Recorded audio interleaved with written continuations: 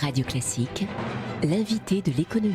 L'invité à 7h50 sur Radio Classique, Hervé Mariton, député UMP de la Drôme, responsable du pôle projet à l'UMP. Bonjour et bienvenue. Bonjour, plaisir. Les députés examinent à partir d'aujourd'hui le volet recettes du projet de loi de finances 2014, le budget. Comment vous abordez ce débat, Hervé Mariton ? Je pense que le gouvernement prend une lourde responsabilité à afficher des déficits totalement fictifs. La réalité, c'est qu'il y a dans ce budget un très grand nombre de tours de passe-passe. Je pourrais vous en citer la débudgétisation des dépenses de la formation professionnelle, puisque les collectivités locales vont recevoir un impôt dit dynamique à la place d'une dotation de décentralisation. L'engagement du président de la République sur la défense, de maintenir le niveau du budget de la défense, n'est tenu qu'au prix de l'affectation d'une partie des investissements de l'avenir, qui viennent se substituer à des crédits budgétaires ordinaires, ce qui est contraire à tous les engagements pris sur les investissements d'avenir. D'autres exemples de ce type.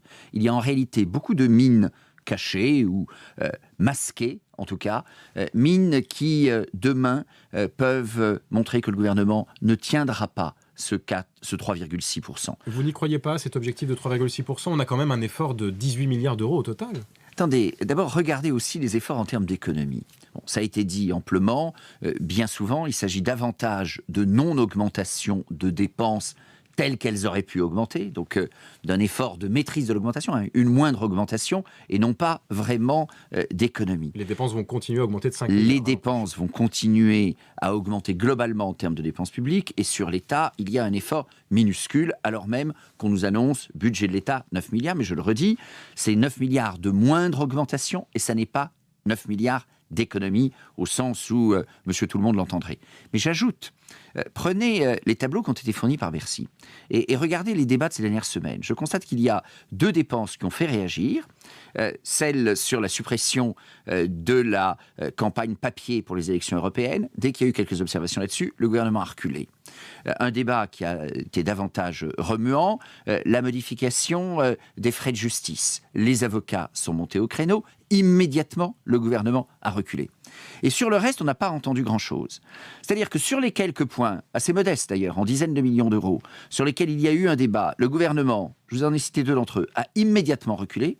Les autres n'ont pas fait réagir du tout, à se demander s'il y a quelques substances derrière. Vous aviez, avec quelques-uns de vos collègues de l'UMP, Hervé Mariton, présenté un contre-budget en quelque sorte, au début du mois d'octobre. Ce qu'on s'aperçoit en le lisant, c'est que ça porte sur des mesures très techniques en fait, donc difficile à faire passer dans le débat public auprès des électeurs. Parce que, et vous voyez bien dans les réponses assez techniques que je vous ai fait jusqu'à présent, qu'on est en réalité dans une phase où... comment dire ? Ça n'est pas simple de dire on va réduire les dépenses de l'État. Non, mais attendez, si. Alors, tout dépend quand vous me posez la question. Mais dire il faut réduire, et je l'ai fait quand j'ai présenté le projet fiscalité de l'UMP il y a quelques mois. Nous nous engageons à réduire les dépenses de l'État et à consacrer la moitié de cette réduction à la baisse du déficit, l'autre moitié à la baisse des impôts.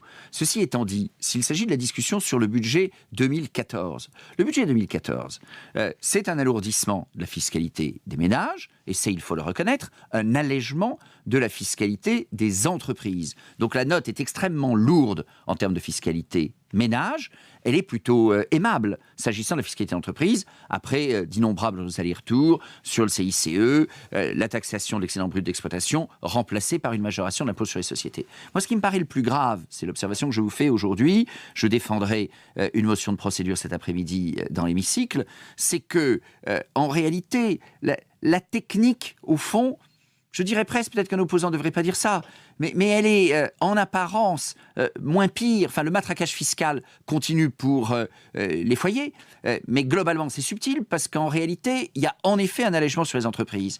Donc l'appréciation globale de ce budget est moins aisée que l'an dernier. Mais ce qui est très visible, c'est que le gouvernement, à très haute dose, et comme aucun ne l'a fait jusqu'à présent, masque un certain nombre de dépenses, recourt à des facilités de débudgétisation pour, en apparence, tenir sa norme d'évolution budgétaire. Le gouvernement dit « j'augmente pas les dépenses », sauf qu'en réalité, il transforme ses dépenses sous une autre qualification budgétaire, mais ça veut dire qu'au final, la réalité dérape. C'est pas parce que vous mobilisez de l'investissement d'avenir à la place de crédit ordinaire pour la défense que ce n'est pas une dépense. Ça n'est pas parce que vous changez la technique de financement de la formation professionnelle que ça n'est pas une dépense. Hervé Mariton, au cœur des débats, notamment au sein même de la majorité, il y a le soutien au pouvoir d'achat. Est-ce qu'il faut acter des mesures en faveur de ce soutien au pouvoir d'achat selon vous ? Le meilleur soutien au pouvoir d'achat, c'est d'arrêter le matraquage fiscal. Le matraquage fiscal se poursuit pour les ménages. Donc que le gouvernement arrête de faire du bricolage. Je comprends bien que ce gouvernement a matraqué les classes moyennes pour l'essentiel, et particulièrement les classes moyennes supérieures, mais comme il a voulu récupérer beaucoup d'argent pour enclencher les dépenses du début du mandat l'an dernier, mais qui se poursuivent cette année, le recrutement injustifié d'enseignants supplémentaires par exemple, l'arrêt de la politique du non-remplacement d'un fonctionnaire sur 2 partant en retraite, le gouvernement a eu besoin de mobiliser de l'argent. Il avait besoin de beaucoup de l'argent, donc il a fallu cibler large. Les riches, ça suffit pas, les classes moyennes supérieures, ça suffit pas, et à un moment, il atteint davantage son cœur de cible électorale. Et aujourd'hui, il essaye de faire du bricolage, mais ce budget, ça ne peut pas être masquage s'agissant des dépenses et bricolage s'agissant des recettes. Hervé Mariton, député UMP de la Drôme, très remonté ce matin sur Radio Classique. Merci d'avoir été notre invité. Il est 7h56. Avec